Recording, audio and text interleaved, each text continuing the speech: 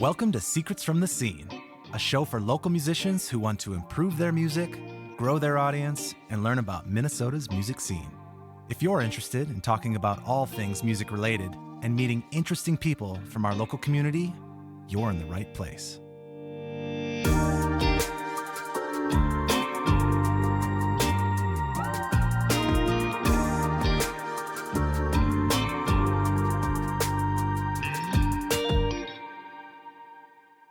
Welcome to Secrets from the Scene. My name is Stephen Helvig, and I'm your host. If this is your first time joining the podcast, welcome. Thanks for giving me some of your time. This podcast is aimed at helping local musicians navigate our scene a little bit better.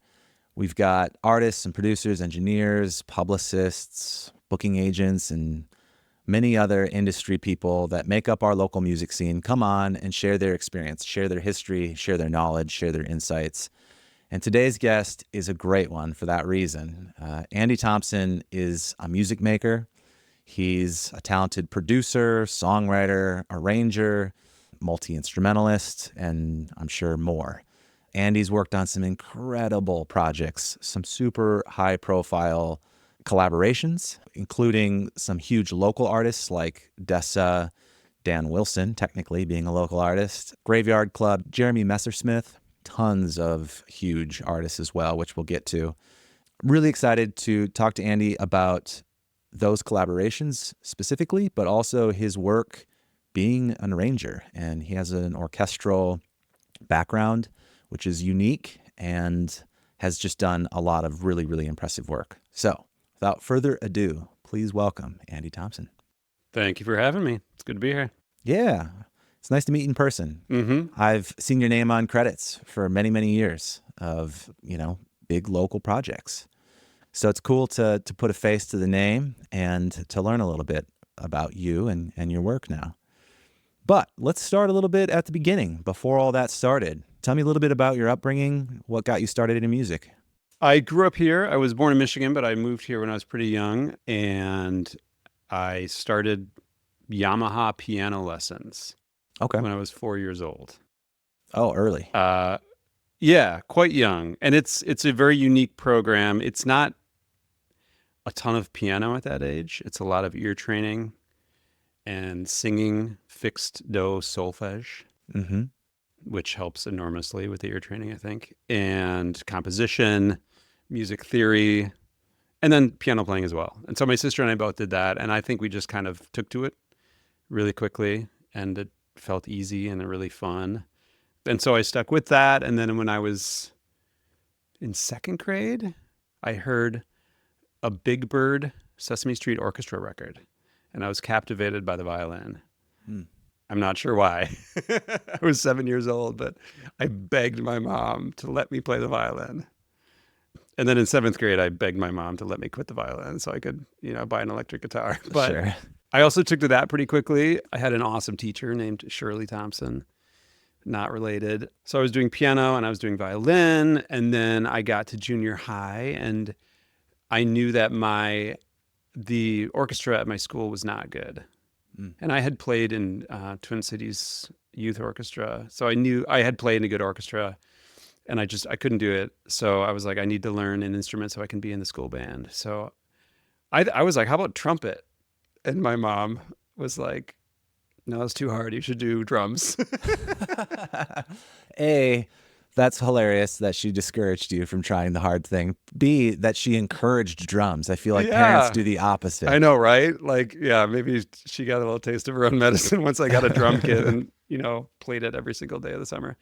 But yeah, I took snare drum lessons over the summer and from like a local high school dude. It was great. And started playing in the band. And then around that time, yeah, I got really into the drums, and I started taking drum lessons downtown from a guy named Floyd Thompson, another Thompson. I guess all my teachers are Thompsons. No relation, but he was awesome. Michael Bland was one of his students, I remember, and I felt like, twice removed from Prince. I felt pretty special. So I got pretty serious into the drums, and it was just I couldn't keep doing piano, and at that point I was really into jazz piano. I'd had a classical teacher who kind of destroyed me. She was just not a nice person. Oh man, it's so sad to hear I that. know. I will not name her, but it was around that time when I kind of rebelled and I was like, you know what? I'm going to go play jazz. And I was interested in jazz, but it was more just kind of like, screw you and your classical music, you know? So I was pretty serious into jazz piano, and I couldn't do that and drums and violin. And I really wanted a guitar, like more than anything in my life. I just wanted a guitar. So I convinced my mom to let me quit, take a break from violin. I ended up going back to it in high school on my own volition. But yeah, so I stopped playing violin in seventh grade, bought a guitar and a crate amp with stereo chorus. It was the best thing ever. It eventually got stolen Oh from my yeah. car in Uptown. But yeah, I've never taken a guitar lesson in my life. I was so into it though. I just taught myself guitar and, Hmm. transcriptions from the back of magazines and all that stuff. No YouTube videos at that point. And then I started a band with some friends at school, and I think we were pretty good. Like we seventh or eighth grade is when we started, and one of the guys became an opera singer. Another guy's a professional guitarist songwriter in New York City. Oh wow. Another one went to go work at MIT Media Lab. So Pretty like, solid collaborators in yeah, I seventh think in grade. retrospect, it was a pretty darn good band. I mean, we were playing like, Black Crowes covers and stuff like that, but it was super fun and I learned a lot. We just loved it. So like in the summer, I would just bike to Charlie's house and we would just spend 5 hours rehearsing. And Hmm. so that was very formative. And then when I got later in high school, I thought I was going to be like an aeronautical engineer or something. Like I was Hmm. really into computers. I was really into building things. I still am, but I'd never really thought about doing music as a profession. And then people just started asking me like, so what music schools are you going to apply to? It's like, what are you talking about? I'm not going to be a musician. And then I had some experiences in high school with like all state ensembles, all state jazz band, and all state orchestra. And I remember I wrote a piece of music for a concert. It was a band concert, but I played this piece of music and it was like, I got really good feedback and it was very exciting. This, yeah, solo piano piece. And I started thinking maybe I could do music or should do music. I really enjoy it. I love it. Yeah. So I ended up applying to, I knew I didn't want to go to just a music school. Because I think it would have just kind of made me nuts. Like I needed to be around people who weren't musicians and I had, great interest in non-musical things. So I ended up applying to a bunch of schools that like good schools with good music schools, Yeah. And I ended up at the University of Michigan and I went in as a double major music composition and computer science, Hmm. which you could do in 5 years. And I got there and pretty quickly I was like, I had a rough first couple years at college, just finding my place in the music school. Like there's a lot of cool stuff going on at Michigan, but I kind of got lumped in with like I wasn't a percussion major, but that was my principal instrument. I kind of got lumped in with the percussion majors and like percussion was like taking over my life. You know, percussion is all good and well, but like that wasn't my passion.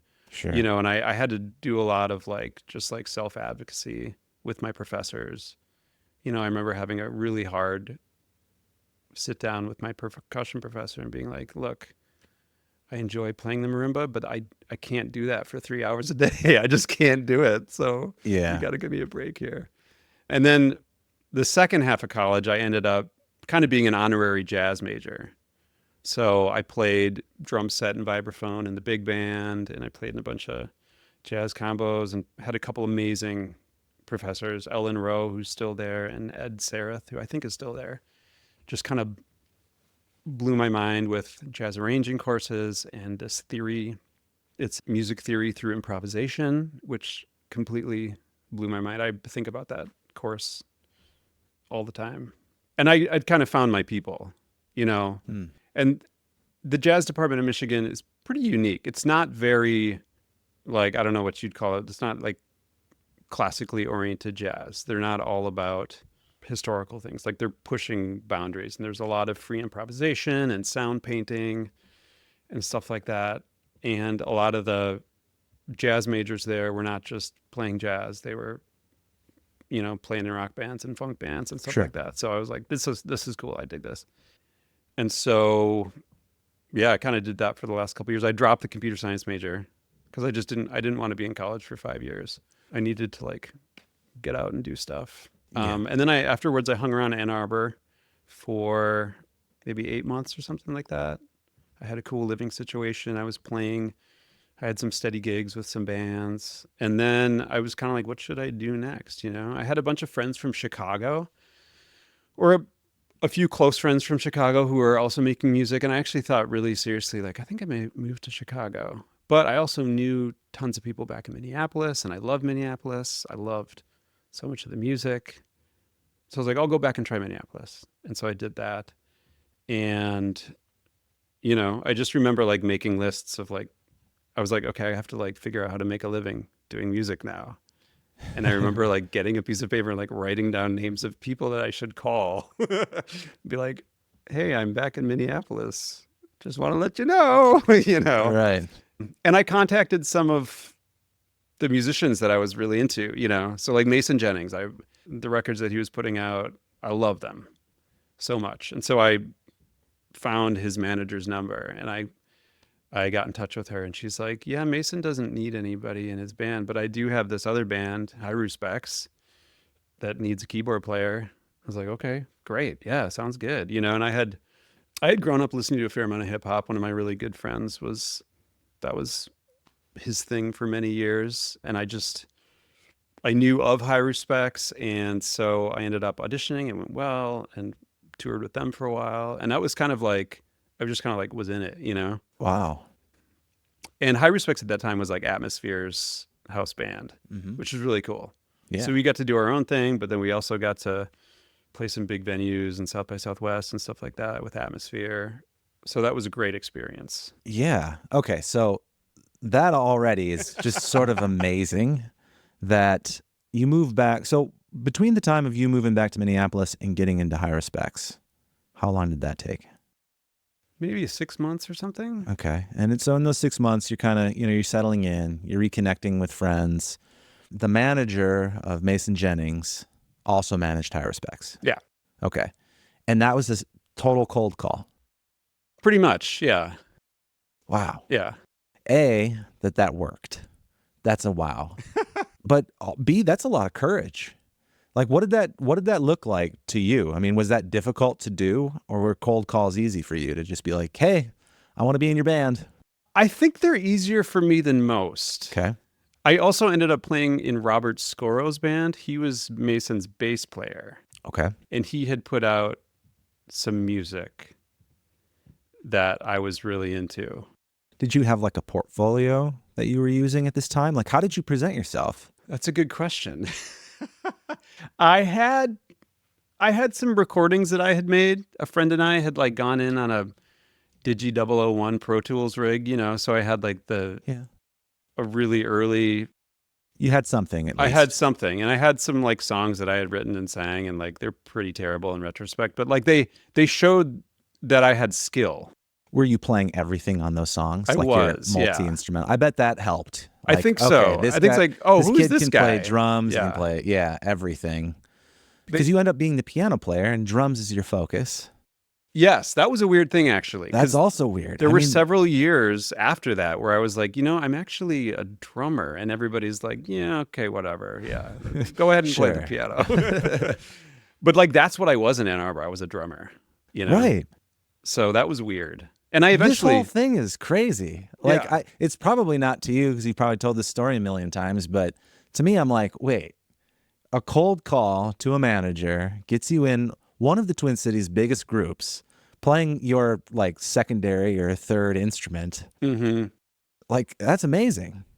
That's super cool. And I'm sure that opened up so many doors. Yeah. And I will say this too. I actually played guitar in High Respects as well. Okay. So I think I could show up. I had a decent keyboard and I still had my crate amp, you know, and I could do both. You were a utility man. Yeah. And I still am. And I actually really love that role. But I think I pick up things really quickly. So they would throw something at me. I do have, like, thanks to Yamaha, I have perfect pitch. And so I think I just pick up on things very, very quickly musically. I can't remember lyrics to save my life, but musically, But good. I mean, how How would they have known that in a cold call? That's all I'm saying. Sure. Like, in hindsight, of course, I get it. Like, you clearly are very talented. That all makes perfect sense. But at that moment in time, Mm-hmm. they don't know any of that. I mean, was it pretty skeptical? Were they very open? Like, how did the cold call go? Do you remember? I think it was an email. I remember going to a coffee shop and meeting Sean, and he was kind of feeling me out. Like, who is this guy? You know, Sean McPherson. Sean McPherson. Yeah. Yeah. And I mean, now that you're like telling it back to me, it does seem kind of silly and like Like incredibly lucky. yeah. And fortunate. I don't know. Yeah. I felt fortunate. I also felt fortunate to be in Rob's band. Same thing. I think we might have, it was at Cafetto. I remember meeting Rob at Cafetto. I don't know. I think we had a good conversation, and then I started playing in his band, and I met a lot of people through, like, JT Bates was his drummer. Mm-hmm. Yeah, the doors that open from those kind of high profile opportunities. Yeah. I just think it's worth taking a second to pause at that, because it's fortunate and lucky. But I would say, because I've been having this conversation recently, and I think one of the last interviews I did with Zach Zern from Carpet Booth Studios, we were talking about how everyone that's sustained a career in music, to some extent, you can find these like inflection points where it was like, that was right place, right time.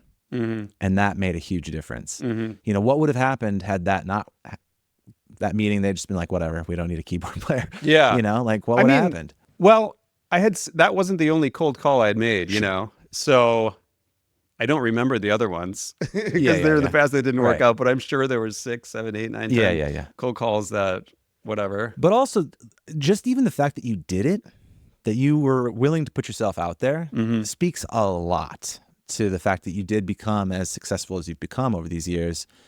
Because a lot of people, that's a bridge they can't cross. It's too vulnerable, or, you know, rejection sensitivity or whatever. So the fact that you were like, yeah, totally fine, I'm going to hit up everybody, doesn't matter, and see what happens, and then meet with these people and get some face time and you know, ready to prove yourself. I think that that's huge. Yeah. Yeah. And I mean, at the time too, I mean, the other super incredibly fortunate thing that happened at that time was I met Dan Wilson again within 6 months of moving back to Minneapolis. I may have actually met him before I came back to Minneapolis, but I remember when I was in Ann Arbor, I had these demos of my own songs, again, that were very, I think, technically impressive, but from a taste perspective, I don't know, we're probably not that great. But I remember I'm like, maybe I'll get myself a record deal. Because at the time, like, that's like a thing that happened. And so I sent out all these demos to all these random record labels. Not super random. Like, I did a bunch of internet research, and one of them ended up in the hands of a guy that worked with Semisonic at their record label. And it piqued his interest. And he's like, hey, I'm trying to remember the chronology. I think it was John Munson was getting married. And he's like, I'm going to be in Minneapolis. We should meet. And so I had lunch with him. And then he's like, I can put you in touch with Dan. And at that point, I had recorded some more stuff. And I just like burned a CD. And I went to Spy House with Dan. And he got a peanut butter cookie, which he loves. And we went back to his Subaru, and he put the CD in. We just sat there, and he listened to my music, and I was like, what's going on? But, you know, I think he dug it. I think there was a lot of stuff that was like, I mean, in retrospect, pretty eye-rolly, but he was like, okay, this guy kind of knows what he's doing. There's potential here at the very least, yeah.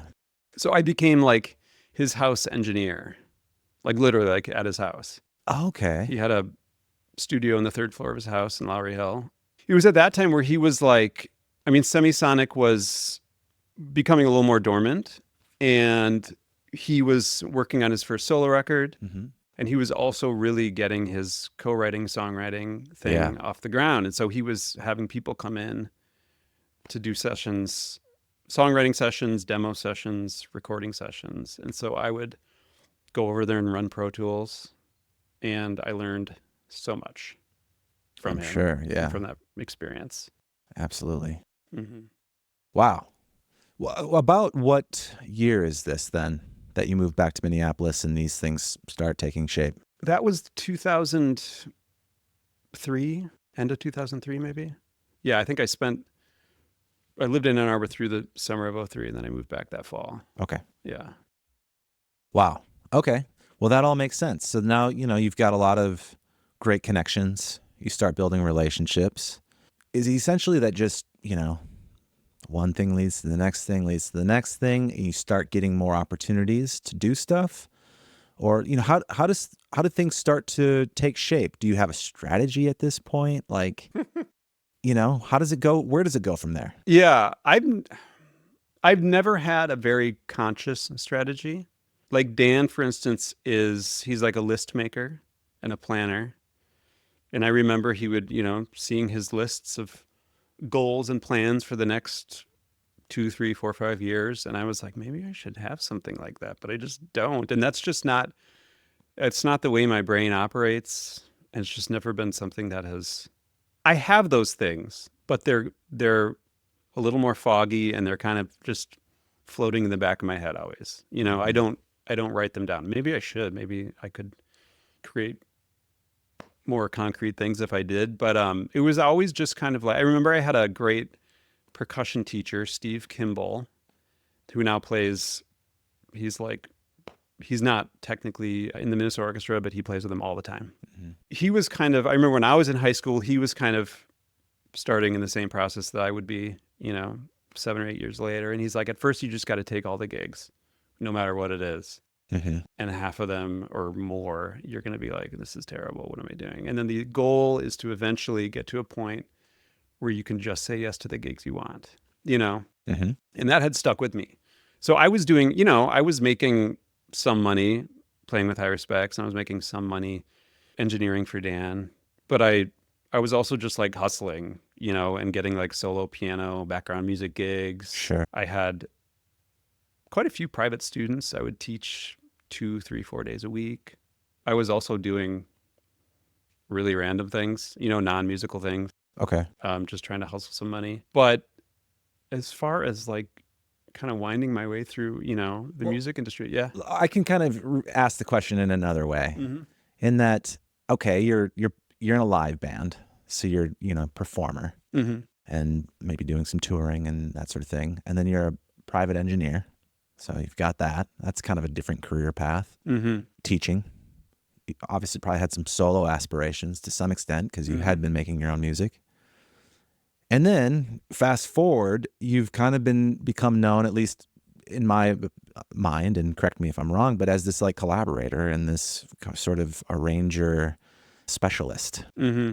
producer as well. And I know you wear a lot of hats, but where I would keep seeing your name is sort of as this arranger. Mm-hmm. And those are all different things and all mm-hmm. kind of different career paths. Yeah. So in the early days, was it like, I want to be on stage, or I want to be in the studio, or, yeah. How did that evolve? That's a great question. And now that you put it that way, I think I'm realizing something maybe quite obvious, but like, I wanted to try everything. I wanted to go on tour. I wanted to make my own music. I loved the technical engineering aspects of engineering. So I wanted to record in the studio. I wanted to do all these things. And I tried them all. And I started learning things about myself, things I did not like. Okay. And that were not suited to me. Yeah. So like my time with High Respects, it was less than a year, I think. We did a lot of touring, more than I was expecting. And I just realized I am too much of a homebody to be on the road mm-hmm. for this many months a year. And I had to have a heart-to-heart with Sean and be like, I'm really sorry, I can't do this anymore. And I also learned a lot about just kind of in that process, because it ended up fine. But I left and the drummer left right around the same time. And they ended up, filling those spots. And it was a better band, just like interpersonally and musically for that. But that was kind of like, that was a rough conversation, I remember. Hard to give away or to let go of an opportunity like that too. Yeah. But I knew in my heart, like I just couldn't do that much touring. Yep. And then like the solo stuff, I loved being in the studio recording, but I hated being the center of attention on stage. Mm. I just couldn't do it. I don't know. I mean, it's some form of like stage fright or anxiety. I have no problem being the guy behind the lead singer, doing the things and maybe taking a guitar solo once in a while.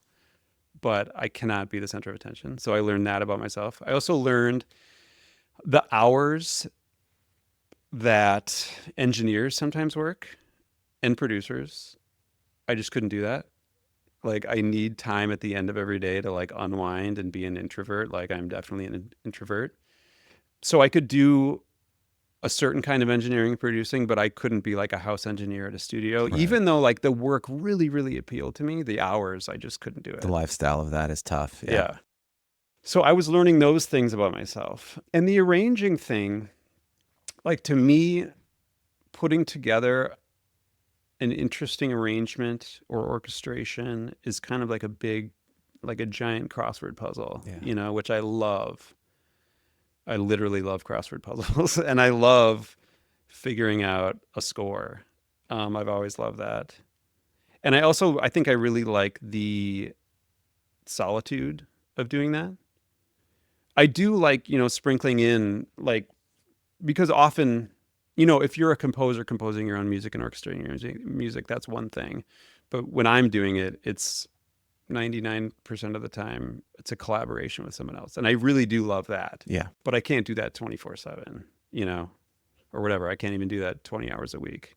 I can do some of that. But what really feeds me is just kind of being alone with the score and just like hunker down and just create. Yeah. Yeah. Yeah. So theoretically, some of those things naturally start coming in. Like, hey, the utility guy can also play violin, and so you start getting some of those gigs. But at what point do you start trying your hand at arranging? Was that right away in those days, or? I think the turning point for that was The Reluctant Graveyard, which was Jeremy Messersmith's third record. Okay. So he had put out a record right before I met him, like the week that I met him, through Dan Wilson. And then he and Jeremy and Dan and I made a record called The Silver City. Well, Jeremy and Dan were making a record, and then I met Jeremy and we hit it off really well, and he kind of brought me in to play on some stuff. And then Reluctant Graveyard was his subsequent record, his third record, and he really wanted a very certain, specific, kind of 1960s inspired sound, and he wanted a lot of strings.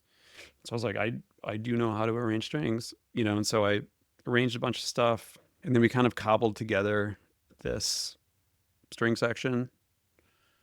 And that experience, I was like, oh, I'm hooked again on writing notes for players. It felt just really, really cool.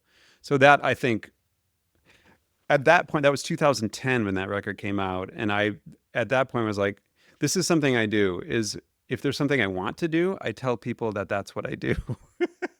Okay, yeah. So people are like, oh, you're a musician, what do you do? And I was like, well, I'm a string arranger, and blah blah blah blah blah blah blah. But I'll kind of lead with the thing that I want to do more of. Sure. And so I just slowly started getting some more gigs. And then when I was producing stuff, I would look for opportunities to arrange and play on it or whatever, give it to string playing friends of mine. But a lot of strings. So yeah, just kind of slowly letting that seep back into what I did. One more question kind of about that era as you're testing everything out and you're trying everything. What about on the producing side? Because we haven't really talked about that. At what point were you like, I'm a producer? I think that really came with Jeremy. I mean, just observing Dan was a huge learning experience. Okay. For me, especially with Silver City, because like I was like literally in the room watching Dan produce Jeremy's record, and it was awesome. And I did feel like I think I have some of these skills that it would take. I don't have all the skills. Like I said, I'm an introvert, and I think a lot of successful producers just love being around people, and I know a lot of people, and I'm able to like bring them together. But I don't get really excited about like, let me be in the room while everybody's together and I can, Sure. I feel exhausted after that. I don't feel energized, So I think in that respect, I was drawn to, like, for instance, like working with solitary songwriters, singer-songwriters. I do love working with bands as well. I do love how you can just kind of go in and out, and if it's like a well-rehearsed band, Yeah. it feels like magic, whereas working with the singer-songwriter kind of feels more like construction, and woodworking and building something up and carving it, which I also like. I like both things. But just finding people that I really vibed with personally, Jeremy being one, and then later on Dessa being another, and just kind of being someone who could help them realize their visions, Yeah. And I loved somebody I'm working with would just, kind of, wouldn't it be bonkers and amazing if we could do this thing? And I would be like, yes. I would always say yes and be like, how can we make that happen? Sure. Often, how can we make that happen for as little money as possible? But I love that kind of creative problem solving aspect of it. So as you started producing or engineering these records, because, initially engineering out of Dan's studio, right? For Dan. But as you started producing other projects, where was that taking place? Was that all home setups? Were you renting rooms? The vast majority of it was at home. For like a good 5 or 6 years, I was renting the third floor of a house in Uptown. And it's funny, it had 2 bedrooms, and I was in the smaller bedroom. And I just started my stuff just started taking over the bedroom, and guitars and amps and eventually my drum kit. And I was like, I have no room for my bed. And there was like a big closet in this apartment. And so I just moved my bed into the closet, and I would sleep in the closet and then use my bedroom as a studio. And I had a pretty deep closet, so there was the closet I slept in, which was like separate. And then there was the closet in my bedroom where I could throw a guitar amp or a singer or something like that, which was pretty fun. That's such a great musician origin story. Yeah. And at that time, I also had I was playing in this fun little band with some neighbors of mine. And a guy's name was Chris Beatty, and he worked at Ashton Spencer. He just happened to live around the corner from me. And he and his wife had this musical thing going on. They're like, we need a drummer. And so I started playing in that. And we just played covers, and it was super fun. And eventually, we went up to I don't know why we did it in my bedroom, because he had a nice studio in his basement around the corner. But I had that whole, 3-piece band in my little bedroom, and we were just kind of tucked in there. So I would record bands in my bedroom. I also had right before I moved from Ann Arbor, I had a giant bedroom I don't know how it happened, but it was huge. I mean, it was probably as much square footage Wow. as this room here. Okay. So Yeah. I would have bands in there too, to record.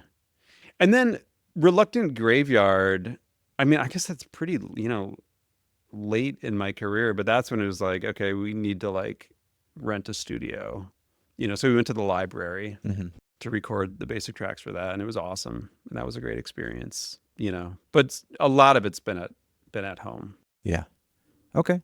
All this makes sense. It's always very organic, based out of the network, based off opportunities that come up, using what you have, the resources you have around you, making do, living in the closet, that sort of thing. Living in the closet.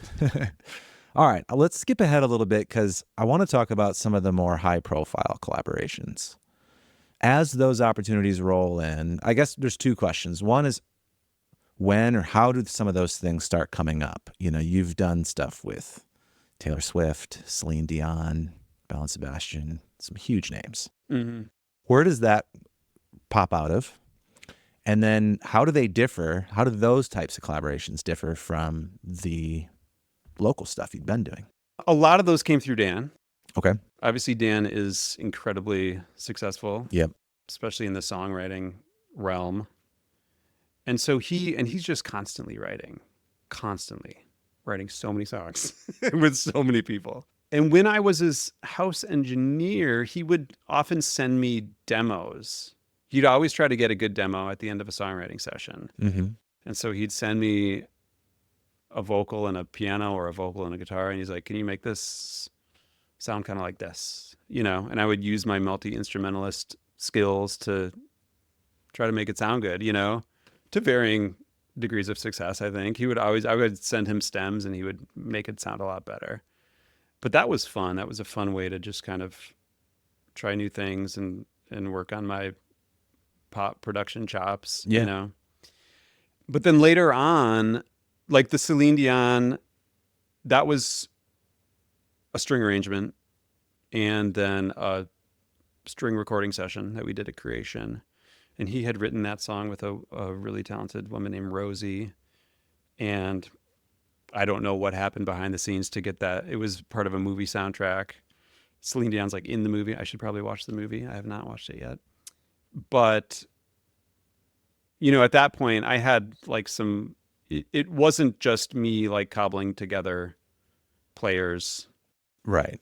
for the Reluctant Graveyard. Like I had done work with the Minnesota Orchestra and other orchestras around. So like I knew players and I had like a track record where I think he could say to Celine Dion or her people, like, I have this guy in Minneapolis and he's actually legit, Yeah. Yeah. you know? And so for that, he had some ideas about where he wanted the strings and what he wanted them to sound like. And there was some really cool like synthesizer textures, maybe they're vocal textures. I don't remember that I was kind of like echoing the strings. And so, yeah, for something like that, he would send me the working mix of the song and I would mock stuff up with Spitfire samples or whatever and send it back, and to the point where it's like, yeah, this is sounding cool. And then we'd get an ensemble together. And it's fun. I mean, the budgets for that stuff, it's not unlimited. Like there's a limit, but it's a lot more than I often get to work with. And so you get to hire really, really good players, just like incredibly good players. Right. Like I feel so spoiled. You know, you do 3 takes and you're like, oh my God, that's it, right? Is there anything else we need? Yeah. You know? But throughout all the process, like in something like that, like I'm not talking to Celine Dion. Of course. Yeah. You Yeah. know? Yeah. Like it's all Dan's producing the song. And so everything goes through him. And a lot of those high profile collabs, are they in that same structure, same type of process where it's kind of starts remote, get an arrangement together, things are approved, go into a studio? Yeah, for that kind of string arranging work, you know, I mean, it's very expensive to get 16-piece string section together I imagine. and record them for an hour or two, especially if it's a union gig. It's a lot of money. So you have to have things kind of nailed down before you go. Yeah. Something like Taylor Swift, like again, Dan is producing those songs, and a lot of those songs, I don't know if the vocals are demo vocals on those tracks, but they very well might have been. They kind of start as demos, and then if it kind of gets through the process, I mean, she has so many songs in play for her records, you know, it kind of like it makes the cut, and then it's like, okay, the song made the cut. Does the direction the demo is going in make the cut? Is Dan going to produce it? Is someone else going to produce it? And it just so happened that the song made the cut and she was into the demo that they had done, you know? So it was actually very similar to the demo process that I've done. Sure. Where he's like, can you play some, I don't even know if he told me to play guitar and keyboards, but he was like, can you just put some stuff on this? Whatever you think is cool, you know? Okay. And so I did. And some of that stuff makes the cut and some of it doesn't. But And because you have a working relationship with Dan, you have a language, you know, he gives you some direction, or maybe sometimes it's very specific, maybe sometimes it's very broad, but it's back and forth with him on, does this work? Does this not work? Yeah. It's often, I love working with Dan in that respect. And I try to do it when I'm working with remote players, where he'll give me he'll be like, it needs some like Snow Patrol guitars in the chorus and something weird to happen on the verse. Maybe this, I don't know. Like some very, not too super specific. It's But, like he's but not it like is play these- direction. Yeah. It is direction, yeah. And I will do that stuff, and then I'll just throw in some stuff that I think is interesting, and then I'll send it back. And usually he's just like, cool, thanks. And then he'll incorporate it. Got it. You know, every once in a while he'll come back and be like, oh yeah, could you do more of this or add this thing?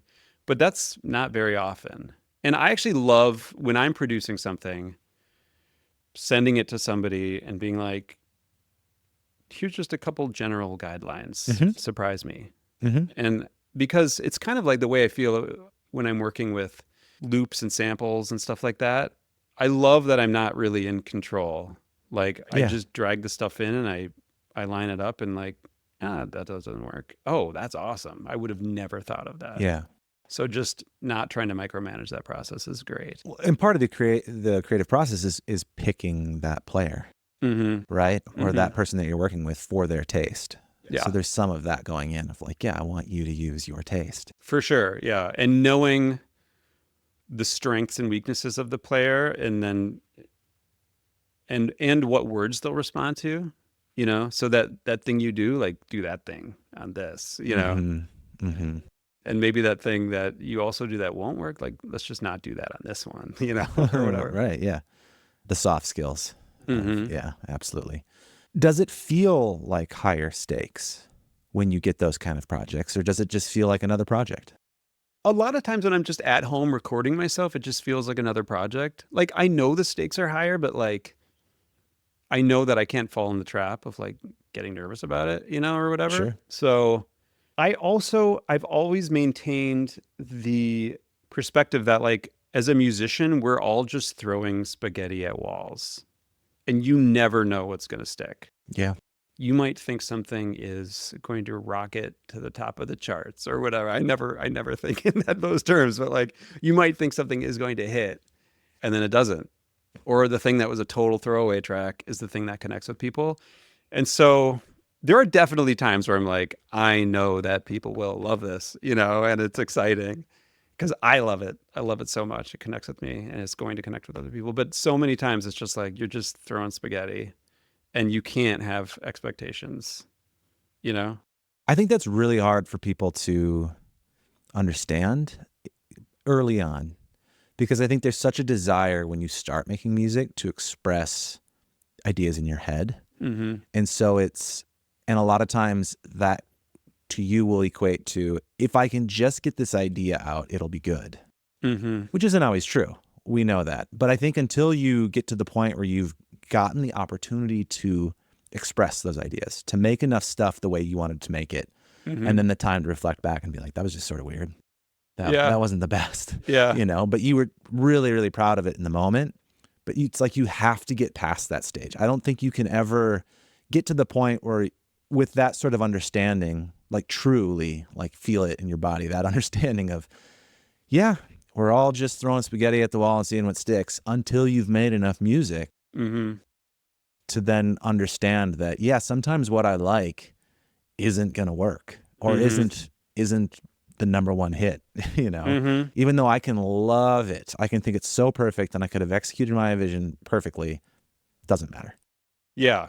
And I think it's important to have those kind of like private victories. Exactly. There's stuff I've produced that people didn't necessarily respond to, or it just never had a chance, really, for whatever dumb logistical reason. Yeah. But I think it's great and I love it. And I know it's great. I'm super proud of it.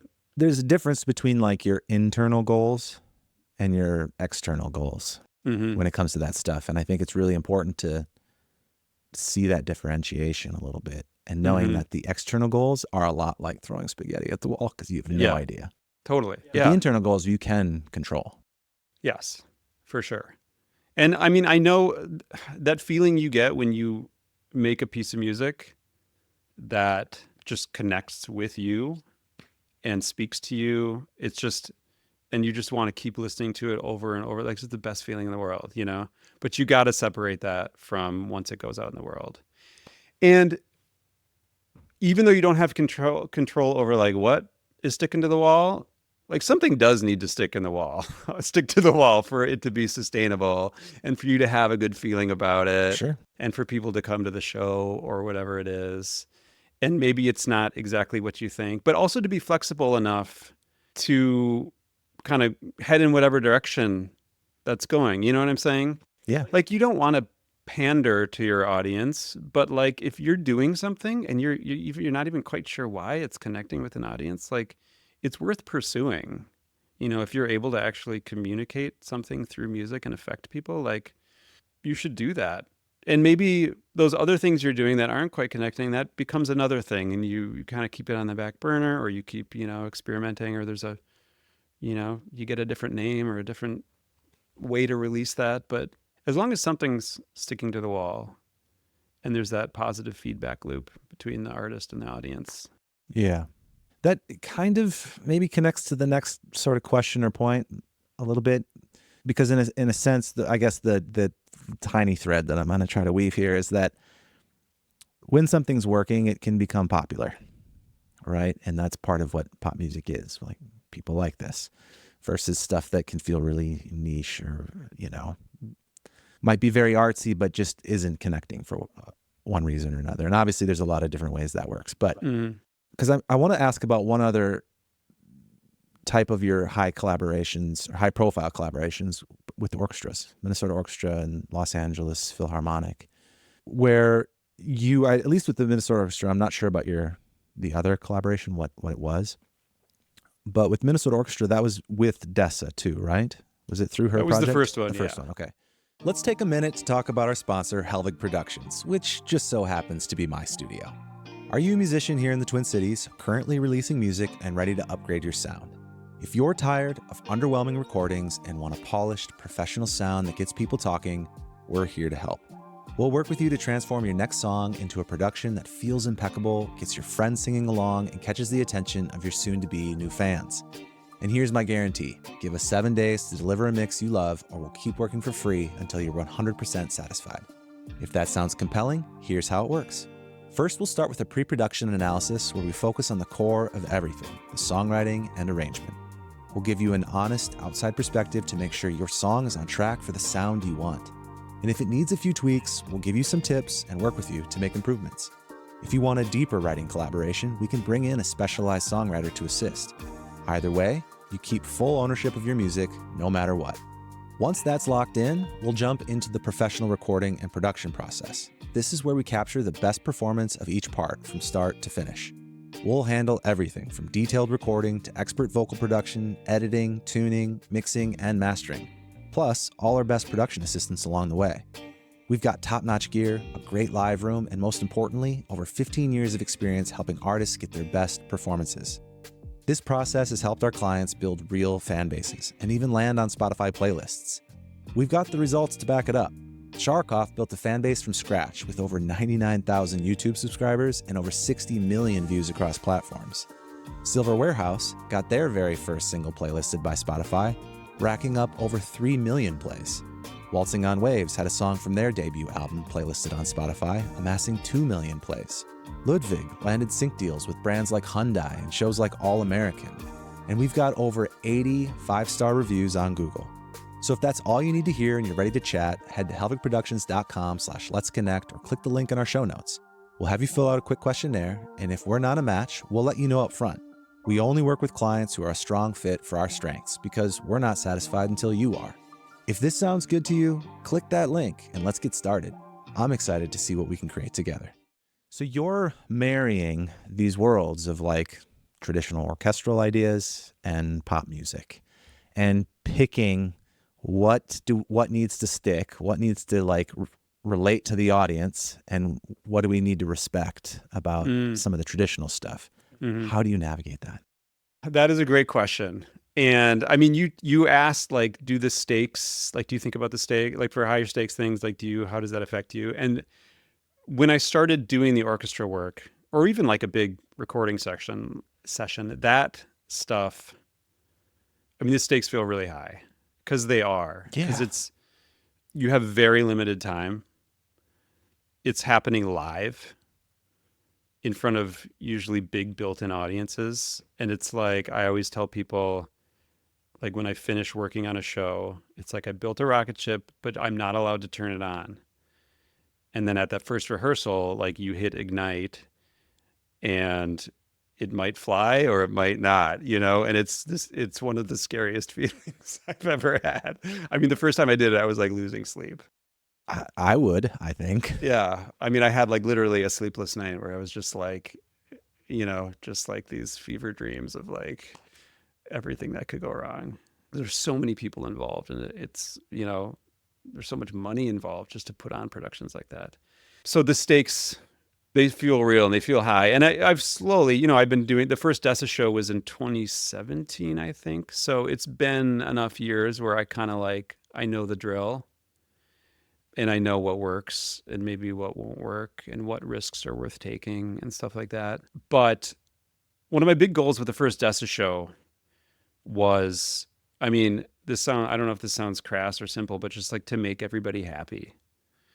historically there's been such a gulf between like the classical side of things that orchestras do and the pops side of things that orchestras do. Mm-hmm.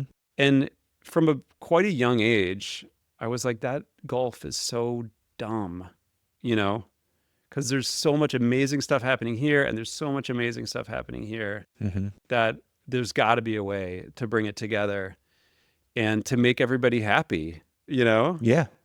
to make the artist happy and to make the players in the orchestra happy and to make the conductor happy and to make the audience happy, to challenge everybody and delight everybody. Like that is my goal. Because you would hear stories about collaborations in this vein where the orchestra, it's like the stuff is so easy they could just fall asleep playing Yeah, it. it's And an that's eye not roll to fun. them. Like why Yeah. would everybody likes a good challenge? Like that's what makes us happy, is doing something that's just like a little bit hard and succeeding, and then doing the next thing that's just a little bit hard and succeeding. On the flip side, you have limited rehearsal time. In my experience, for like a 2-hour show, you have about 3 hours of rehearsal. Okay. So you have about 150% of the time to run the whole show. So you can run everything 1.5 times, Sure. right? And every time a question comes up, like at letter B, is that supposed to be an F sharp? Like that's wasted time. You cannot have that, you know? So you have to like answer all those questions ahead of time on the score. So you can't make things, you know, and if an orchestra is playing, you know, a new symphony by a composer, they'll spend a week rehearsing that. You know, they won't spend 3 hours. Yeah. And it's one piece and they'll spend a week. So like you just don't have that kind of time to devote. So you can't make it super challenging, but you definitely have to delight the players. And so that was my big goal, was just to like create something with Dessa that her fans would love and that just orchestra fans would love and that the players would delight in playing. Mm-hmm. And it was just, I was kind of learning as I went, you know. I mean, I had some orchestration training in college. It was okay. I think my jazz arranging class was the thing that really stuck with me. But it's, you know, saxophones and like high trumpets and a drum, you know, like a rhythm section. It's not necessarily what you're doing with a symphony orchestra. So I had to kind of go back and, I mean, one thing I've done over the years is I've taught myself how to get around as many instruments as possible. So like I can kind of play the flute, I can kind of play the trumpet, I can kind of play all the string instruments. I'm pretty decent percussionist. I know how a trombone works. It's funny, I will play Christmas carols and the Muppets theme on whatever instrument. I'm like, all right, I kind of get it now. And just kind of respecting, like putting myself in the shoes. Like that's what a great orchestrator does. Sure. Is like, okay, I'm a flautist. What do I want to play? Because they're just things that lay naturally under the fingers. And also things that are just really annoying. Mm. You know, you'll give a trumpet player a certain note that's really hard to tune, or that's just high for no reason. You've blown out their chops. It's like the trumpet player's just like, don't do that to me. Come on, you know? Yeah. So just learning all those kind of like Yeah. pain points and whatever the opposite of a pain point is, you know, the things that they can dig into, you know, the runs that feel good and the figures and stuff like that. And then just trying to incorporate that. And also just really simple stuff like, you know, don't let someone sit there for 20 minutes with their instrument in their lap, you know? Yeah. Like give them a moment. Like give everybody a moment, you know, whether it's as a section or a soloist. Also for that first Dessa show, it's something I've gotten away from that I really want to get back to. It's breaking the orchestra down into smaller ensembles. So like we did one that was like clarinets, drum set, and vibraphone or something, you know. We did another thing, one of her bigger songs we arranged just for the contrabass section, which like you never do. Yeah. But it was just fun. And it gives a good flow to the show. It gives a good break for the players so they're not just sawing away for 2 hours. You know, it lets little subsections shine, that kind of thing. Yeah, that's super cool. Well, I think it's obvious that your multi-instrumentalist skills, having gone into a project like that for the first time, were massively helpful to you. Mm-hmm. And the fact that you had background playing in bands, but also background with formal education, some classical, some jazz, that sort of thing, all of that adds up. It's an incredible, diverse set of skills.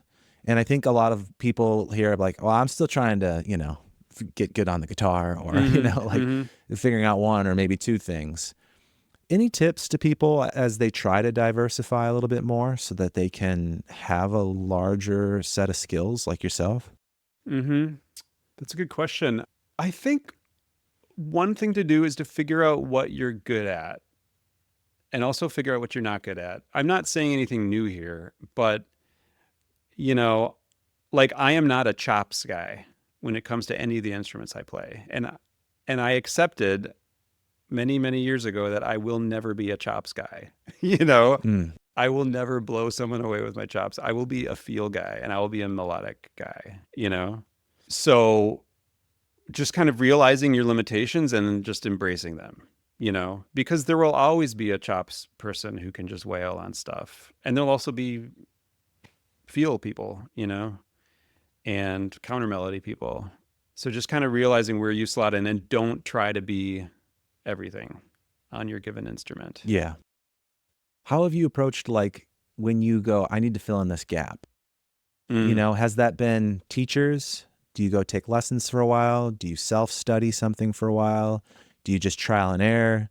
Do you take on a project that's like, okay, now I have to learn that thing because I got hired for this? Because that's kind of been one of my things of like, okay, they hired me to do this string arrangement, so I'm going to figure that out now. Yeah, I definitely have done a ton of that. Okay. More and more. I mean, part of it's because I enjoy the challenge.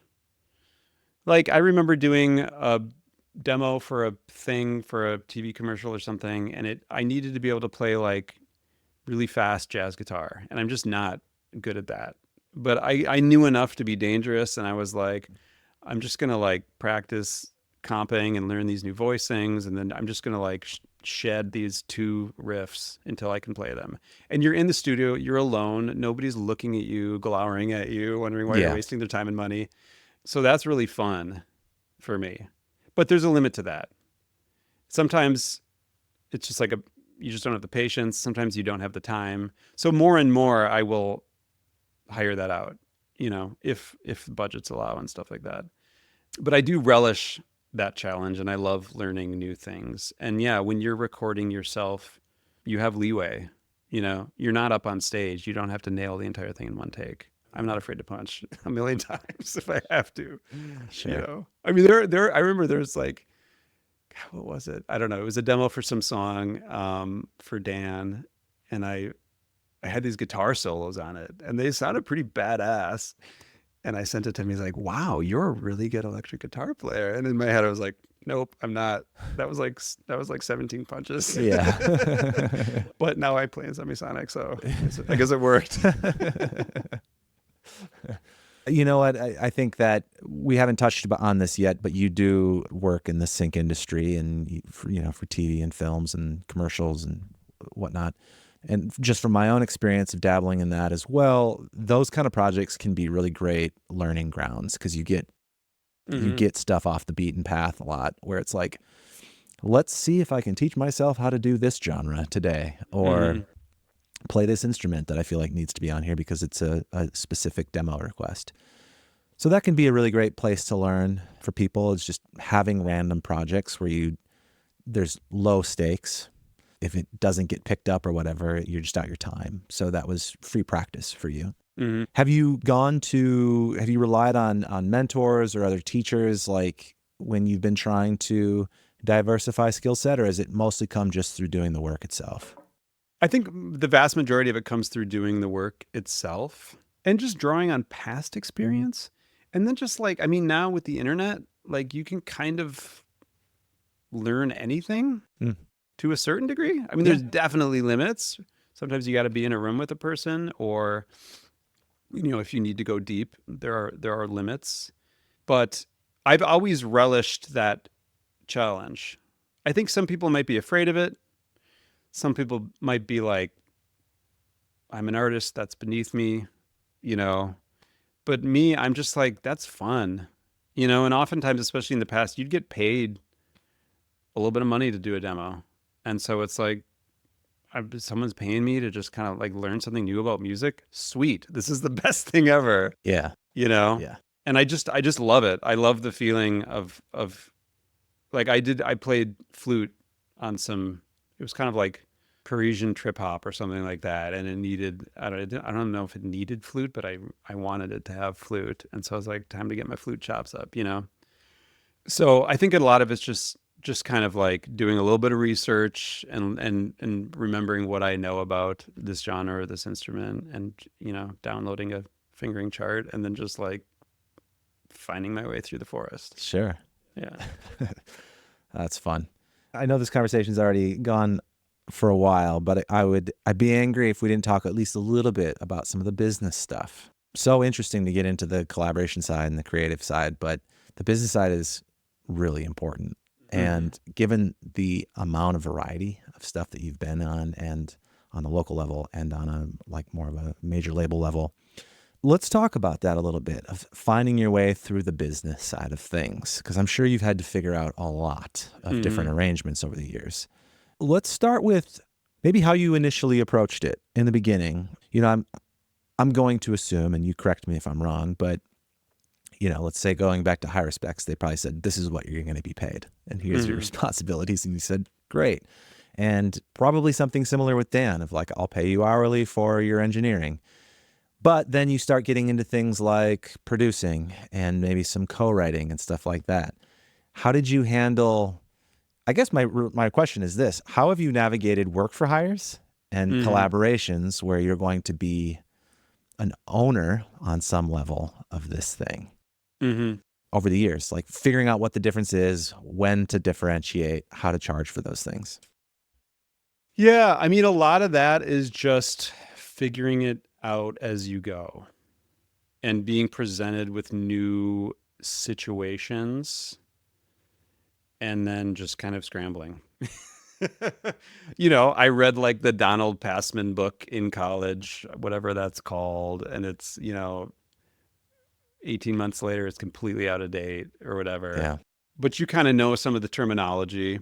Also, just not being afraid to talk about that stuff or negotiate. A lot of creative musicians I've worked with just hate talking about money, you know, whether they're, Most of them. yeah, it just makes them anxious, or they think this is art. Why would we be talking about money? Or they realize that they don't really know all the terms and the stuff, and they're just afraid to ask questions. And I've felt some of that for sure, but I know, just like, if I'm going to make this work, I need to just like power through and find the person I can ask the questions or whatever. And sometimes those conversations are really scary, and sometimes they're not scary at all and very helpful, you know? So one thing I did find, I mean, like 20 years now ago, like I co-wrote a song with somebody, and it was a Japanese band, and they were putting it out, and there was just, you know, I was getting sent contracts from Sony Japan. And I'm like, I don't know I don't know. What am I supposed to do? And so I just had some conversation. I had some like a scary phone call. And then I met, I forgot exactly how, but I met my lawyer still. His name is David Schelzel, and he had played in a band called Ocean Blue. Like, he'd come from playing in indie rock bands, you know? And so like we kind of saw eye to eye, just vibed. And we just had lunch. He just takes a very pragmatic view in general of the music industry, you know, because the music industry is so messed up. You know, It can be very complicated.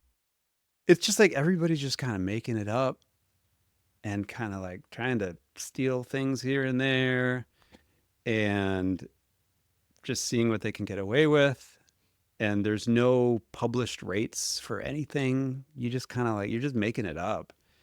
And so he would just be like, well, here's legally what would happen, but here's actually what's going to happen. And you could technically get them to change that, but they're never going to change that. So just don't ask, you know, like that kind of stuff. Sure. And so, you know, like I remember he looked at that Sony contract. And he's like, yeah, seems about right. You know, there are no big red flags. It's just kind of like, you need someone to just like look for red flags. Right. And so just kind of every time, you know, and I have a folder on my computer now full of contracts that I've been presented and, you know, signed into. And just kind of every one of those agreements and contracts, you'd learn just like a little bit more about how this is all working, and it's just after a while, you realize that these contracts are just spelling out an agreement of what's going to happen, who's going to do what, and what money's going to change hands, and then people covering their butts, just in case something goes wrong, and everything kind of boils down to that. And one thing I like about David is that the contracts, like when I've needed to have one, they're very simple, they're just so simple. So something that would be 15 pages can really just be one page of bullet points, which is very helpful. Yes. Yeah. And it's helpful for whoever you're entering that in with too, to just feel a little more comfortable that they can digest the whole thing. And there's also a good thing to be like, there are times where he's been like, I could charge you to write up an agreement for this thing, but like, do you have like an email chain that just kind of spells it out? Because that's going to be good enough. Like, this is never going to end up in court. And if it does, the email is fine. Sure. So just like knowing when you can go that route. Okay. Instead of drawing up formal contracts. Contracts are great, agreements are great. You shouldn't be scared of them, but sometimes it's just a little much, and you also need to read the room. Like, am I going to scare this person or kind of offend this person by handing them a contract? I've had these conversations before, and there's very different perspectives on that. And it partly depends on, yes, what is the exact situation we're dealing with?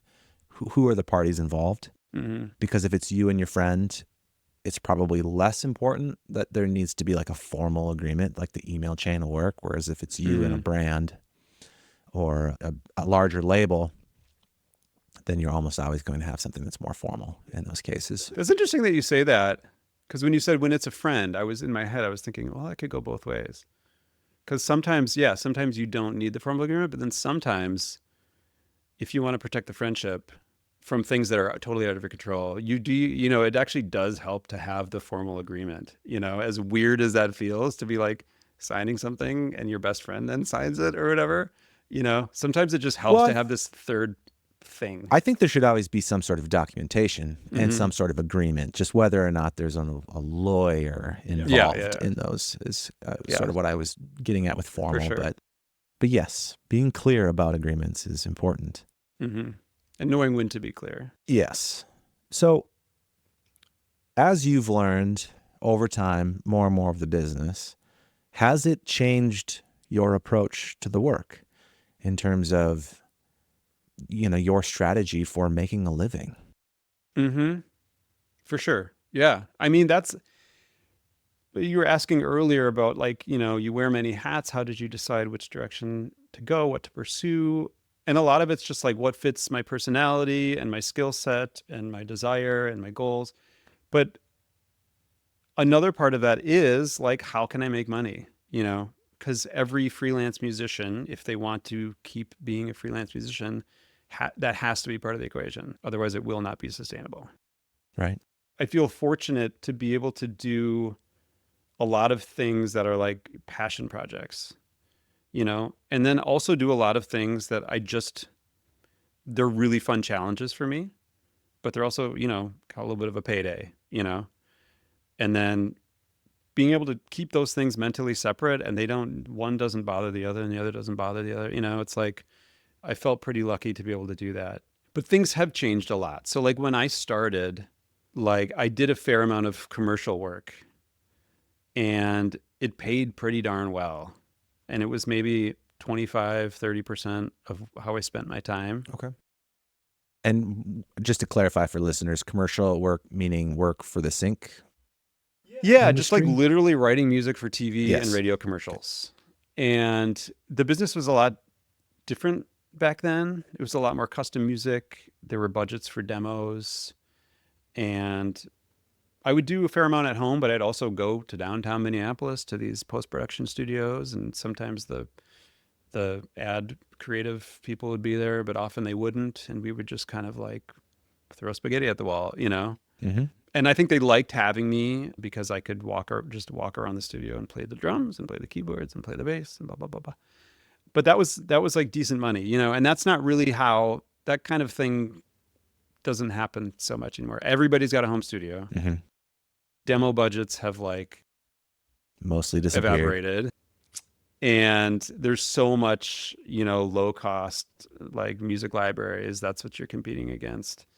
So I still do make some of my income from that side of things, but it's mostly from existing music that I've written over the last 15, 20 years.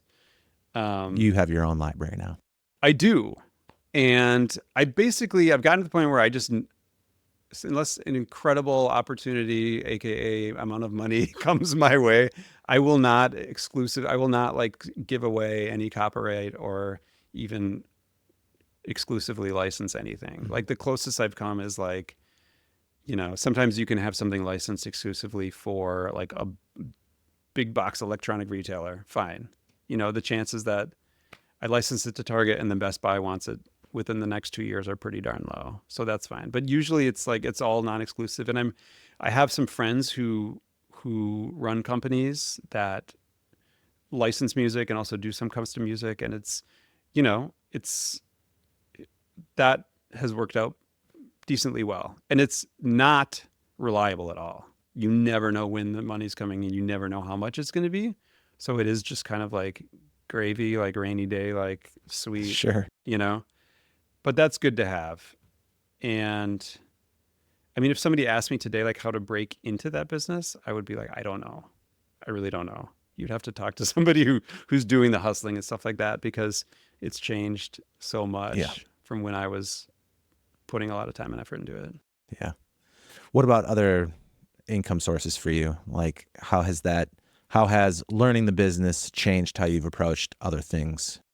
I mean, a lot of what I do is just, getting paid by the project, getting paid by the hour. Okay. Some of it is royalty based, not a ton, so stuff that I've produced, I have points on.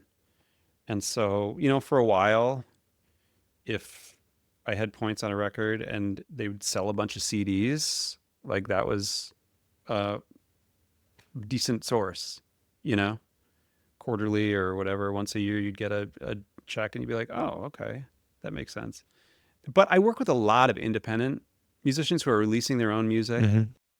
And you really like, if they're doing their own bookkeeping, like that's hard to count on, because it's like, that's one thing a publisher does, is just kind of like keep people honest. Like, hey, did you actually crunch those numbers? And did you send us a check? Hello. And so that's trickier. So, I mean, in that respect, a lot of the work I do for people independent release music is just work for hire like, stuff. Here's my fee. Yep. Yeah. I guess I'll just say like it's hard, and like everything I've done, you just kind of you hit ceilings as far as like what you're able to get paid. Mm-hmm. And I often think about like my other major going into college was computer science, and I think, well, if I was like a pretty good like C++ developer, what would I be getting paid? A lot more than I'm getting paid as a musician, even though like you want to go find like a good orchestrator, there's a lot fewer of those than there are talented, coders. No, I mean, that's no shade on coders, because like, Sure. that stuff is hard, and that's also a very valuable skill set. But it's like, you just got to do what you can. When you're negotiating, there's so much to keep in mind. Like how important is this work to me? If I price myself out of it, is that okay? But so much of the time it's a gray area. It's like, well, I'm kind of into it. It could go somewhere, and I don't know. Like I do want it, but I don't. And then some of it's just trying to. I mean, just the economics of the music business are so weird, and especially COVID was such a wrench in things. And it's like, I was just kind of like 2017 was the first Dessa show. I was starting to get more work in that world. And then 2020 hits and every orchestra just shuts down, and every artist stops touring. And so their recording budgets just go to shit. And it's like, what are you supposed to do? I was literally like, maybe I will go into carpentry because I enjoy that. And music is just not a thing anymore, and luckily it has come back. And it's still kind of a weird warped version. And, now you have the thing where it costs $5,000 to go see Taylor Swift. And like, that's not sustainable. Yeah. So like, when's that going to change? When's that going to collapse? And when is Ticketmaster finally going to get broken up and all these things? It all trickles down. Yeah. Like, people on these tours and they're not getting paid nearly enough money as they should be. And I mean, not Taylor Swift specifically, but big tours, like big arena tours. Sometimes you hear about what people are making and you're like, what? I know. You know? I know. So you're just kind of feeling it out and looking for opportunities where there is, and it's just like everything's kind of a wave. So looking for opportunities where there is some sort of budget, Yeah. you know? And being enormously flexible, like yourself, Yeah. I'm sure has led to a lot of the resilience. Mm-hmm. You can just get hired to do a lot of different things, Yeah. which is helpful. Yeah. And having the flexibility to, and this is really hard sometimes because like a freelancer, you need some sort of steady income, because you got bills, but like being like, okay, I'm going to take this thing on. I know I'm not going to get paid a lot, but I do know it's going to be really valuable for me to show other people to get this other kind of work, and it's just this like 3D chess that can be really tricky, but it's something you got to constantly be, at least have part of your brain devoted to. Yeah, absolutely. And there's a lot of ways to do that.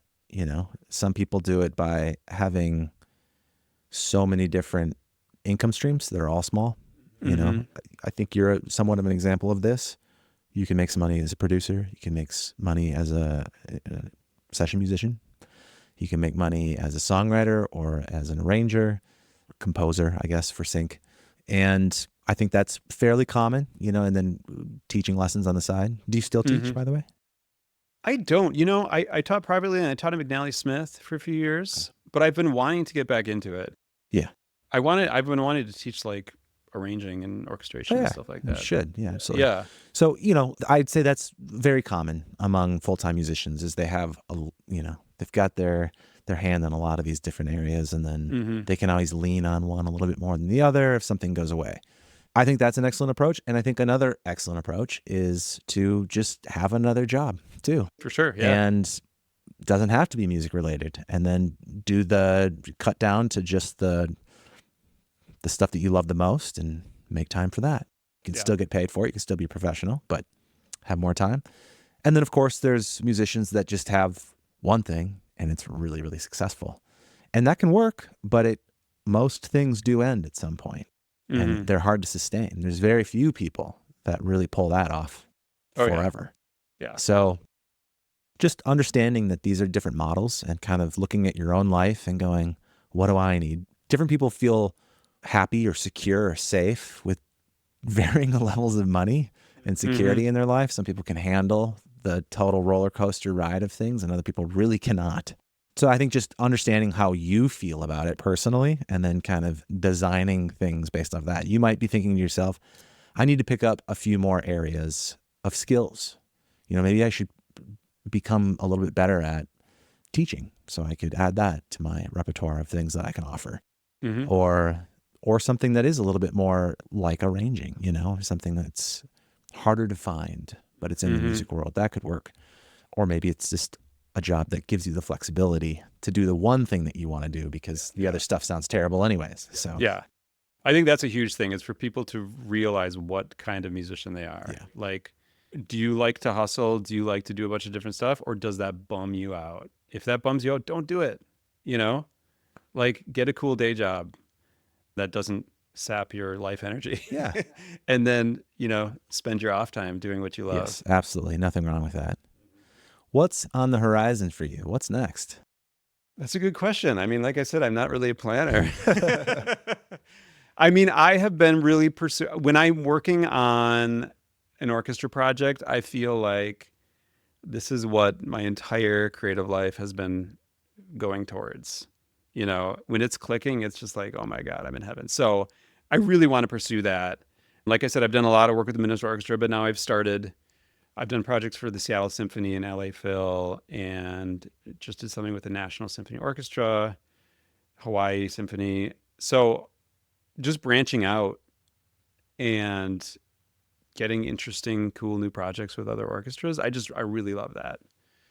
When I did something with the NSO, they flew me to DC for rehearsals, and it was just it was so fun to meet all those musicians and to be in the audience when it first hits. It's like, it's such a thrill. So just being able to do more of that, I think is a big thing. I would love also, I've always been interested in scoring soundtracks. I scored a lot of not awesome stuff in high school and college and in the past, but it was really fun. I worked on a TV show for a while for what's it called? Cartoon Network. Okay. But that was so long ago. But I'd love to get back into that. I think my skill set and introversion and also orchestral chops would lend myself to that. But that's that's like a whole thing. And so I'm currently just kind of like, how can I break into that? Sure. Do I need to, get a studio apartment in LA or something? Right. Not a lot of that happening in Minneapolis. Just for my own curiosity, when you're doing your orchestral collaborations, is that in the same vein of like some sort of pop artist? Like what are those projects? Are they similar to what you've done for Dessa? Yeah. So what the Minnesota Orchestra is doing, and other orchestras in the country, but like they're really finding cool locally connected artists, musically interesting, and then doing whole shows with them. And it's kind of a fine balance because like you need to be able to sell out Orchestra Hall for at least 2 nights for it to like make any financial sense. And schedules have to align and all this stuff. Like it's a big thing, but you're seeing more and more of that. This thing I did with the National Symphony it was a celebration of DC music. So they had this amazing vocal jazz a cappella group. They had DC Go-Go All-Stars. I arranged some stuff for Genuine, that R&B artist, and he killed it. It was incredible. The thing I did with LA Phil was for Disney. Okay. So they do a lot of live stuff. I mean, whether it's like synced movie soundtracks, or this was like a celebration of 80s and 90s Disney stuff, which was super fun. So I did like the Disney afternoon TV medley, which is like what I grew up on. Sure. So it varies. But yeah, a lot of it are these like kind of crossover concerts that they're doing with mainstream and the orchestra. Yeah. Yeah. Okay, cool. Yeah, I mean, it seems like that would be perfectly suited to your skill set. So Yeah, it's cool. And there's not, it's like there's a limited amount of that happening on planet Earth, and there's a limited amount of people who can kind of speak both languages, the pop language and classical language, and bring it all together. So it's pretty fun to be one of those people who can do that. I feel very, very fortunate. Yeah. Well, I'm sure you'll find more opportunities along the path here. I hope so. Yeah. Thank you so much for taking time to do this. And thanks for having me. Chatting about your backstory and sharing all these insights and everything. Last question I ask all my guests is if you'd like to share a secret back to the scene, something that maybe comes across as something that you reflect on from today's conversation, or just maybe a takeaway that you wish you would have heard yourself as a younger version, something that would have been helpful to hear earlier on. Sure. Oh, man. I mean, there's one thing that I think I first heard it in college that I now teach my kids, or I have taught my kids, which is if you're early, maybe everybody's heard this, but if you're early, you're on time. If you're on time, you're late. And if you're late, you're fired. But have you ever heard that? Oh, yeah. Okay. Yeah. And then another thing, I mean, none of this is a secret, but just like be a good hang, just be nice. Yeah. Be nice. When I was a kid, I remember being maybe this is one of the subconscious reasons why I never thought about going into music, but I was a little scared of it. Because I'm like, I don't know, I'm a very sensitive person. And I think I have a lot of kindness in my heart. And I knew there were just kind of like some scary people in the music industry, and I think time has borne that out.